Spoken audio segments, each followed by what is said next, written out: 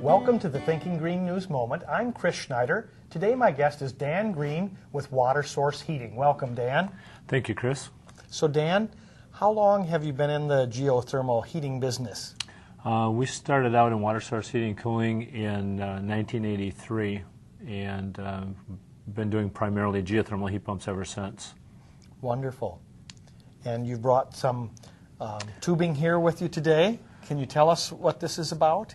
With geothermal heating, what we're doing is the majority of the heat that we put into a home or a business building, we're taking from the ground, therefore geothermal or earth heat. Mm-hmm. And to extract that heat from the ground, I just brought some props of loop pipe samples that we would use, both on vertical and horizontal type loop systems, mm-hmm. Depending on the availability on the site. The loop pipe is a heavy-duty polyethylene pipe that's placed in the ground, either in horizontal trenches or vertical boreholes on smaller sites or city sites. And the pipe, any connections made underground are heat fused, connected, so it's a one-piece pipe. We recirculate 75% water and 25% alcohol through the loop, through the ground, to directly absorb the heat energy from the ground. So approximately 75 to 80% of the total energy that we put into the home is totally free, totally renewable energy, which is stored solar energy mm-hmm. that we're pulling back from the ground.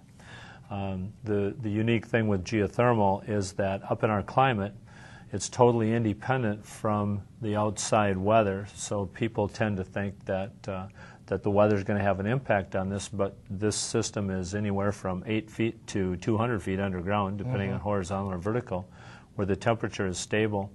So it doesn't matter if it's 30 above zero or 30 below zero, the system is going to perform the same. And as far as vertical and horizontal, with the applications that you've had in the past, about what percentage of people are looking at a vertical versus a horizontal system? Most of the systems that we do are rural, mm-hmm. and most of the rural sites have adequate room for a horizontal sure. system. When we install a horizontal loop, we're opening up a trench that's about 8 feet deep, mm-hmm. typically on a single-family residence, 10 feet wide and 300 feet long. Mm-hmm. And that can be in any shape or any elevation. So if we have some open land, a couple of acres on site, crop land, pasture land, grass land, most of our loops are probably under cropland, mm-hmm. farming over top of the loop. Mm-hmm. So beautiful system. Most horizontals we can install in one day, and they're less expensive to install than mm-hmm. a vertical. If we're space limited, if we're on a city lot, if we're on a heavily wooded lot where we don't have any room to dig the 300-foot trench, then we have to do vertical bores. Those can be as close as 12 to 15 feet apart.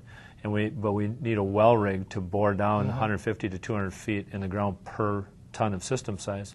So there are multiple borings, but most of our city systems would be right in the front yard of a city home and a city lot. Well, regardless of vertical or horizontal, what are the benefits to the consumer? Well, the benefit to the consumer is that especially these last few years with fossil fuels taking off and the prices running up so rapidly, like I said when we started, about 75 to 80% of our energy is totally free, totally renewable, stored solar heat that we're pulling back out of the ground.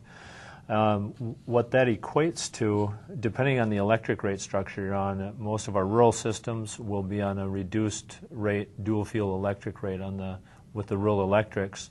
And on their approximately a nickel a kilowatt rate, we're equivalent to a high-efficiency gas furnace burning about 30 cents per gallon propane. If we're on XL lines and we're on full-price power, which is in the neighborhood of 9 cents a kilowatt, we're equivalent to about 50 to 55 cent propane.